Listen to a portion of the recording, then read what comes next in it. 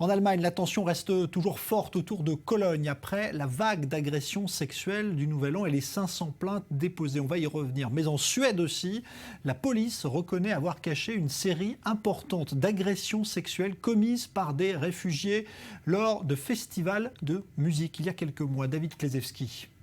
La Suède, à son tour dans la tourmente. Comme en Allemagne, la police est accusée d'avoir minimisé une autre vague d'agressions sexuelles. Et comme en Allemagne, l'affaire concernerait des réfugiés récemment arrivés sur le territoire, selon la presse locale. Le responsable de la police masque mal son embarras.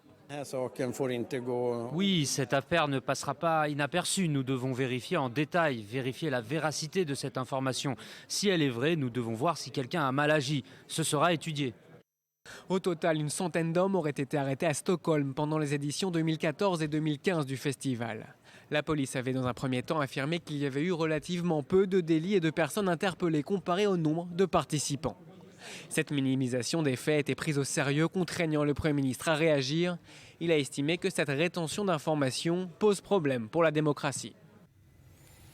Alors à Cologne, maintenant, on a assisté ce week-end à des attaques qui ont visé des étrangers en réaction à ce qui s'était passé la nuit du Nouvel An. Eh bien, la police estime que ces actions ont été organisées par l'extrême droite allemande via les réseaux sociaux, ce qui rajoute évidemment à la tension actuelle. Julia Ganancien.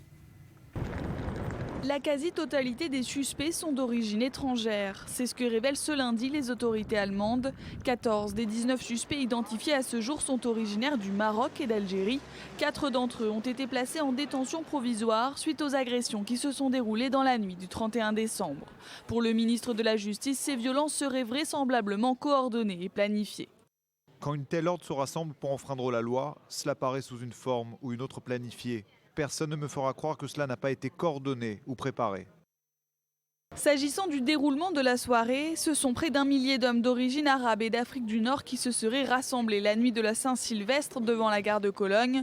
Selon la police, des heurts éclatent, des agressions notamment sexuelles sont commises avant que la place ne soit évacuée. La foule s'y rassemble de nouveau et de nouvelles violences sont perpétrées. Face à ces révélations, Angela Merkel promet la plus grande fermeté.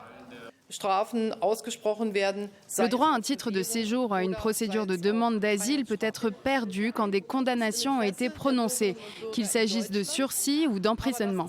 C'est dans l'intérêt des Allemands, mais aussi dans celui de la grande majorité des réfugiés qui sont arrivés chez nous. Et c'est très important. À ce stade de l'enquête, rien n'établit la culpabilité des réfugiés, mais les événements de Cologne instillent la méfiance dans l'opinion publique. Dans la nuit de dimanche à lundi, 6 Pakistanais et un Syrien ont ainsi été violemment agressés par des inconnus.